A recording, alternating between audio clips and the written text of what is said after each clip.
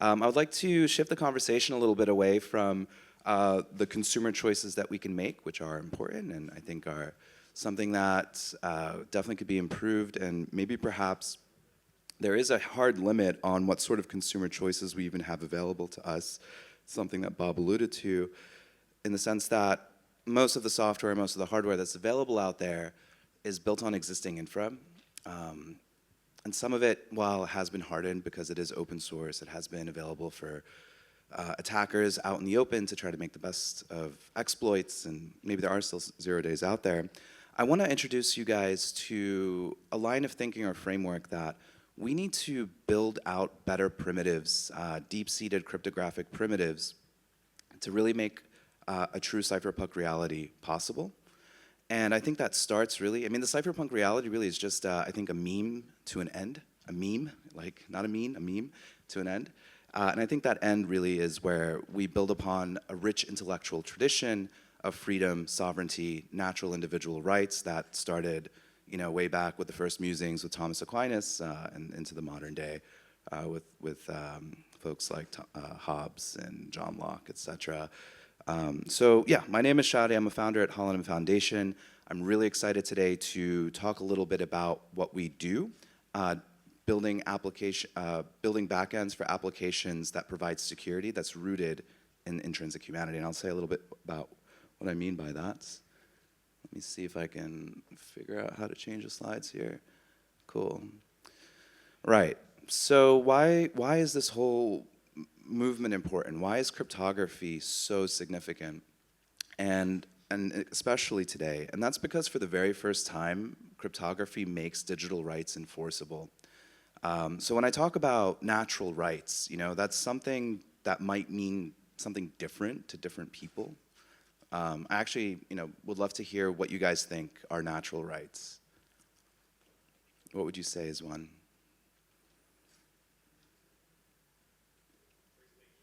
Free speech, yeah. I think, I forgot how you call it, like human integrity, as in you're not allowed to be invaded physically in any form. Yep, sovereignty, self-sovereignty, right to governance, right to independence. Yeah, and there's a bunch out there, right? So, natural rights are typically a very broad category, and they're defined by the culture, by the political, history, the traditions, etc., that particular culture.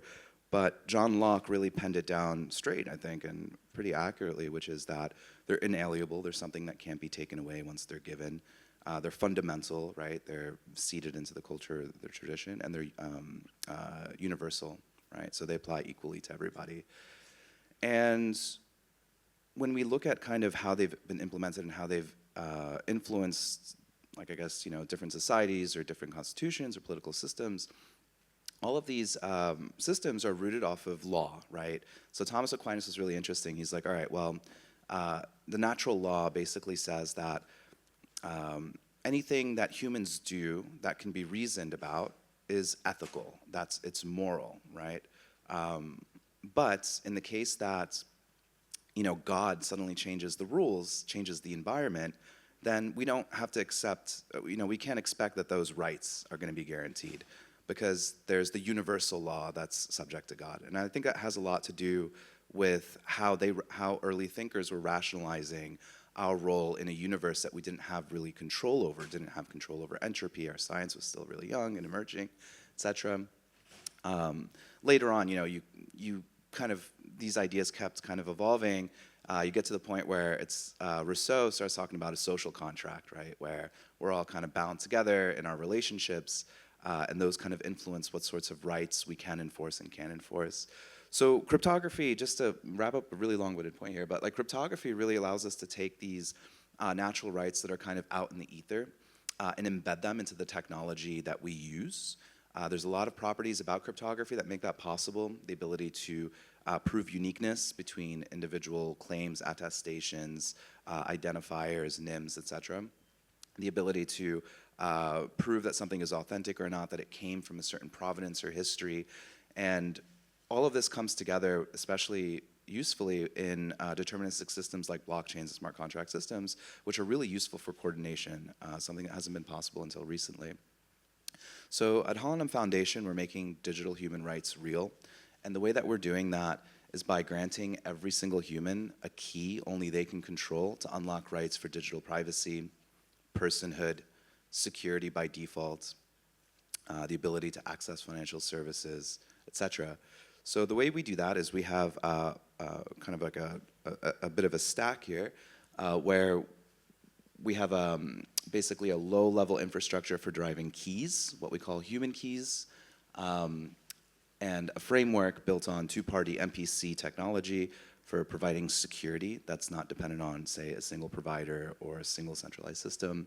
And lastly, the ability to infuse claims or signatures or proofs or different types of use cases or uses of keys, providing utility of these keys with identity. And that could be really useful when we start thinking about governance, when we start thinking about building nation states that aren't just built into the geographical boundaries we make up, but perhaps into the software and the code that we implement to coordinate.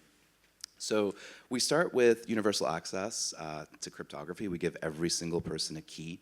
We believe that's a fundamental right, the ability to uniquely prove your authenticity, to uniquely claim ownership to your assets, your ability to securely communicate, etc. And so the way that we do this is we actually do something a little counterintuitive, a little controversial actually. Cryptographic keys typically are derived from randomness for good reason, because with a really strong key, you can generate outputs that can't be brute forced. And for this reason specifically, it's why all the attempts to derive keys from like low entropy sources like Kitty123 or perhaps biometrics or perhaps other identifying human memorable, human friendly, easy inputs has failed. And that's something that has been very difficult to solve until recently. And there's a few cryptographic primitives that make that possible. One of them is a technology called the verifiable OPRF, I believe is pseudorandom function, which allows us to take any low entropy data and derive a really secure high entropy key without revealing any information during that process. And that's done using a threshold network. So we take this human data, what you are, what you have, what you know, and we provide that as input to a network that we call Shady network. It's named after my co-founder's cats. Which is an AVS on eigenlayer. So this AVS, you can think of it as decentralized middleware that provides universal access to your keys whenever you need them. You just need to present your human attribute that you use to derive that key, whether it's a security question, whether it's like a special key you keep in your pocket at all times or that you give to your family member, or whether it's something that's derived perhaps from a biometric authentication. And one thing that's really, I think, important here to point out is that Shady you can think of it as like a key availability system. And that key availability is rooted in the economic security of Ethereum that's restaked on that network. So in a way, what we're doing is we're layering the trust that's embedded within, I guess you could say, like codependent ecosystems to be able to create a service that performs a very specific function, and where those incentives are only possible because of the ability to have tokens, right? The ability to tokenize value and to provide in the same way that Ethereum stakers are incentivized. So, it's one thing to give people keys. It's another thing to guarantee that those keys are going to be secure. It's actually obnoxious to guarantee that those keys are going to be secure. It's a bit presumptuous that people are going to be able to use keys in the way that they're intended. And we see hacks all the time that reflect these assumptions that sometimes are implicit in the software that we ship out there, sometimes by accident, sometimes by ignorance, sometimes on purpose.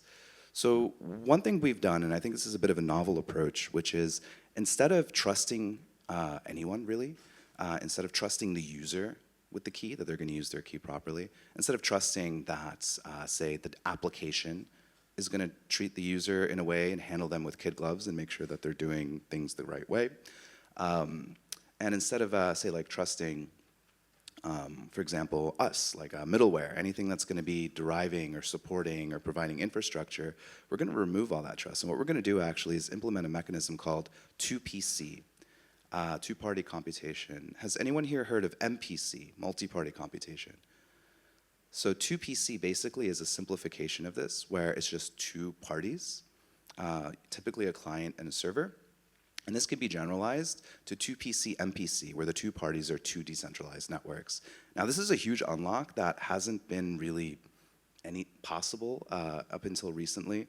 A research group based out of Israel recently cracked the two-party ECDSA problem, which was something that was very difficult to implement in kind of the systems that we care about and are designing, and made it possible, for example, for two networks to actually generate a signature. So it's really useful for us because what we can do is break the user's key into two pieces, where now instead of having just self-custody, it's protected self-custody. The user has one key that they can derive using their human attributes from the AVS, and then the second key is stored in a decentralized MPC network. And whenever the user wants to sign a transaction, they have to basically query the MPC network, which must come to consensus to approve the transaction.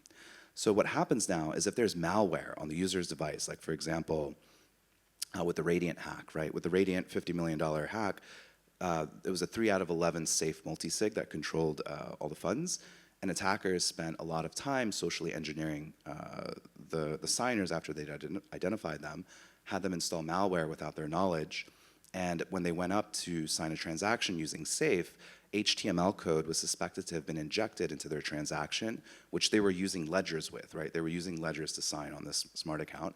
But when the SAFE returned the contract call to the ledger, they're clicking through it. If you guys have used Ledger before, you just see a bunch of hexadecimal code.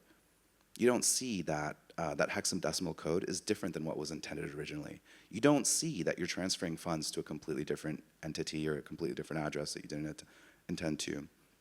And so if they had implemented this in a 2PC setting, there's a bunch of ways actually this could have been avoided. One is reducing the resilience on the front, or reducing the dependence on the front end. And then the other is implementing basically a second party that will only sign that transaction after some, say, conditions have been met, right? Like checking that the destination address is in contacts, that a certain amount isn't being transferred within a short period of time, et cetera, et cetera. So we think 2PC is something that will definitely change how we think about security in general, especially when these primitives become widely accessible for any builder to basically plug into these systems. And the Eka network, which just recently launched on Sui, is making stellar progress to making this available to all builders. So when we put all of these things together, what we're really looking at is how do we actually ensure everyone has access to keys, cryptographic keys as a fundamental right? How do we actually ensure that they can set themselves up not to fail with at least good enough standards for security, and being able to implement those keys and use those keys to do things like prove facts about their identity, vote, etc. So putting it all together, we have Mishti network, which is our AVS. It works together with a separate MPC network running on Eka. And basically these two keys come together where even if there's malware on the user's device or the network gets compromised, the entire wallet doesn't become compromised. And then you could do things such as a ZK identity proof, right, where you tap the NFC chip on your wallets, make a pre-commitment in ZK, generate the proof client side, and then make a pre-commitment, say, on-chain, that it was you who created this key to begin with. So if you lose access to that hardware key that you used to create the wallet, or if you're doing social login and you lose access to that, you can always recover the wallet with a secondary redundant identity proof, which is pretty cool. So the way we're thinking about it, we like to zoom in and zoom out frequently. We get a lot of vertigo doing this, but it's a lot of fun sometimes. And how we're thinking about it is we need to be able not only to instantiate exciting new protocols in code and be able to provide resilient backends, we need to take these protocols everywhere. And the way that we do that is we wrap it up in a web, I'm not going to say Web 2. I'm not going to say Web 2, a web standard, because that's what it is, a web standard user interface that appeals to any developer who has issues with privacy, security, sovereignty, etc. So this is what we call Silk. Silk is a wallet, is a protocol. It's white labelable, and it allows you to embed different types of, I guess you could say, user flows for particular types of use cases. So for example, here you could have a completely white labelable iframe that you embed, say, in your digital nation state onboarding platform where anybody anywhere can sign up with a social account. They can sign up with biometrics, etc. And then they can be guided through an onboarding flow where they could prove facts about their identity, prove that they're a unique person, that they're not a bot, and be able to assure things like that they have one vote per their one unique person. And that's how Zeronym is how we bring these sorts of tools and features to life. So Zeronym is actually how we first got started with ZK-ID. It's a vol-based proving system built on the Quicksilver proving system, actually. And this is how we're able to really efficiently scale ZK identity on the client side, which is very difficult to do with ZK proof systems that were typically built for scaling blockchains, right, like Starks. So yeah, I mean, like we're pretty excited about what's possible today. I mean, it's crazy to think that the space is, all of this was built actually within the last 2 years. And 2.5 years ago, none of this was possible. There was a confluence of really important contributions in cryptography, as well as the flood of investment, like, praise Vitalik and praise Satoshi, because they provided attention to an area that otherwise would go underfunded and gave VCs an excuse for technology, for academics basically, to fund this really, really important tech. So I think this is just the beginning, and we're gonna make digital human rights real. We can't do it alone though, because digital human rights are different according to where you are, what the needs are. But we feel we've built the core primitives that allow folks from displaced populations, communities that perhaps want to transcend the limitations of the borders that constrain them, and really open up a new future of possibilities for what coordination looks like. And this is going to be very important as things start to get very weird, as technology continues to accelerate faster and faster and faster. We need cryptography, we need natural digital human rights, and we need your help getting it done. Thank you.